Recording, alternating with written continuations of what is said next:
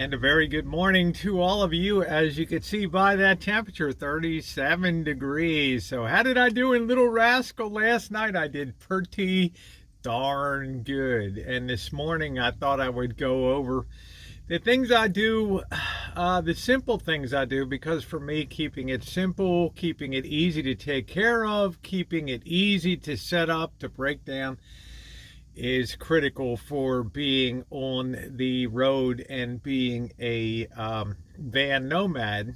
And I certainly had a long stretch back in the summer of 2019. I think I had 46 straight days on the road in Little Rascal, and it worked out pretty good, but the bed configuration wasn't great. It used to take up the whole doggone side to side here, and I had no room like I have now to sit here comfortably and talk to you. I'd be sitting on top scrunched over, usually bouncing around in a nightie or bikini bottom and stuff like that. Well, that was the old days, but now it's I got plenty of room to stretch out here.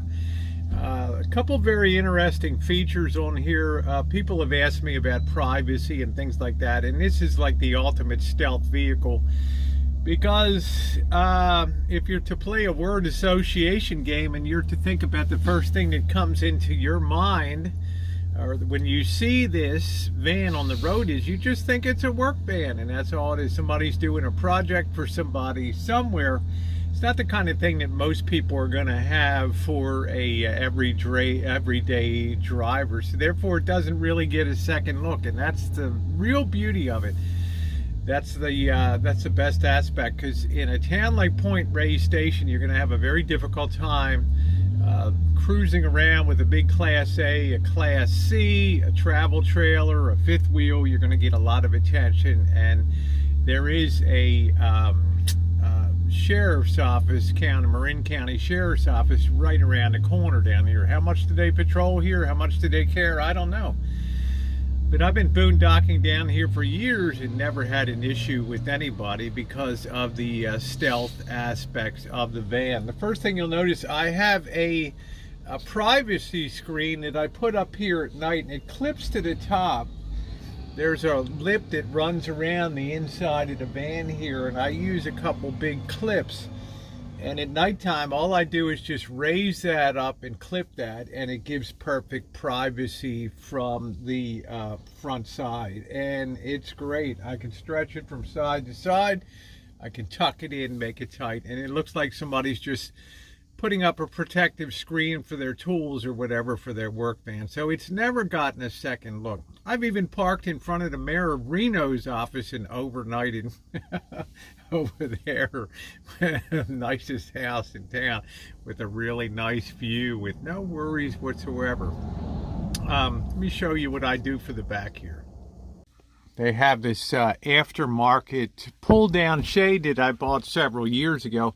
And this thing is great. Down below on the end of the bed on the wood frame, I have a screw that sticks out there.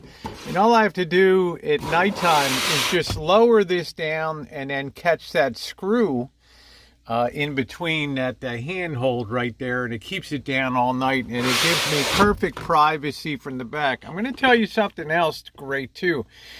And I always try to find my northeast-southwest configuration, because if I can park this so that the back end is facing the east, when the sun rises, this becomes a great heat absorber here through the glass, and it does a great job of warming up the van in the morning. So that's part two of the privacy aspect, and that works fantastic. One other thing I like to do to kind of reinforce the idea that it's a work van is to pop the clipboard at nighttime on the windshield, and I think that further reinforces the idea that it is some type of work vehicle or contractor here with work orders. And then inside of the vehicle, I'll also leave a small cooler on the seat here, so anybody looking in, they're not going to really care about nabbing an old cooler, but it does give the idea and provide the stealth for privacy at night. So the main question, how did you sleep last night? 37 degrees. I was not expecting it to be that cold. But I'll tell you that I did pretty darn good. I think I went to bed about 10:30 and got up about 6:30 in the morning. Yeah, it was a little chilly, I'm not going to deny. But one of my subscribers, a great pal, a couple years ago sent me a 0 to like 0 degree on up sleeping bag that I don't crawl inside of it, but I put it or kind of wrap it around me. And then I have a upper blanket here on top. And I felt after a while I needed to kind of pull that down a little bit. I did have a sweatshirt on. I didn't end up removing that sweatshirt and sleeping in a t-shirt. So I have to say I was pretty darn comfortable. As far as the comfort of the bed is concerned, you can see it has a lot of plush and a lot of push to it. I picked the proper width here, so that worked out in my favor really well too, by having plenty of room to turn. I am generally a back and side sleeper, so that was great last night. Yeah, could it have been a little warmer? Yeah, it could have been, but in my pack here, let's see if I can pull one of these. I've got wipes. I've got all kinds of things that I carry here. Another one of my wonderful subscribers sent these InstaWarm 12-hour InstaWarm packs. And, you know, if I had to hit the emergency, I could have broken out one of these babies and basically wrapped myself around it in the night. But I've never had the need to really pull one of these out.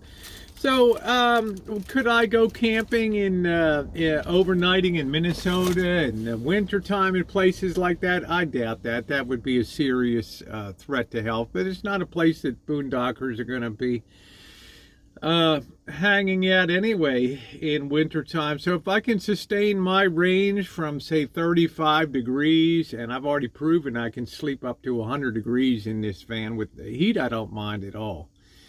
But if I can get that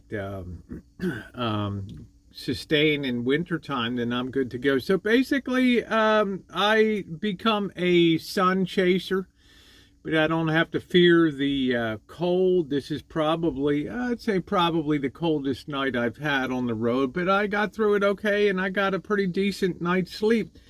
And at the end of the day, that's what counts, right? So there it is, my setup.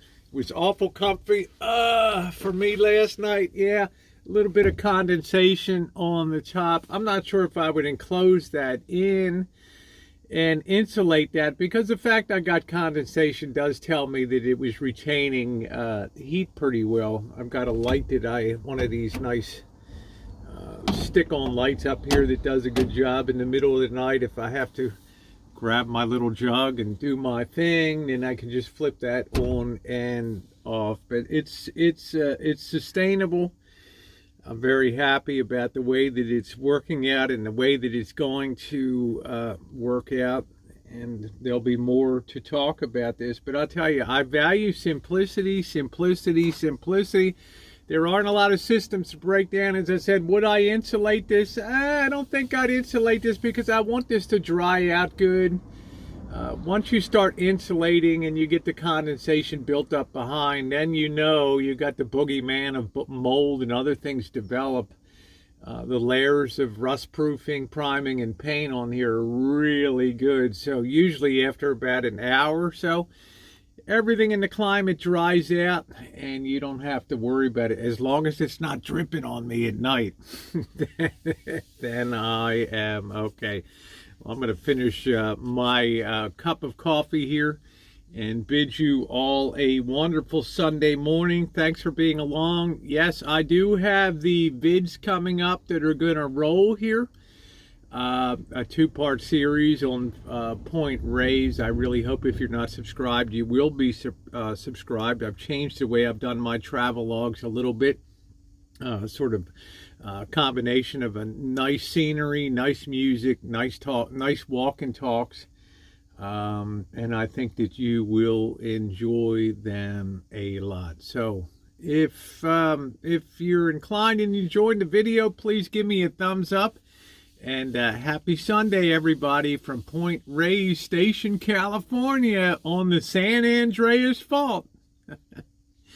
Have a happy Sunday. Ooh.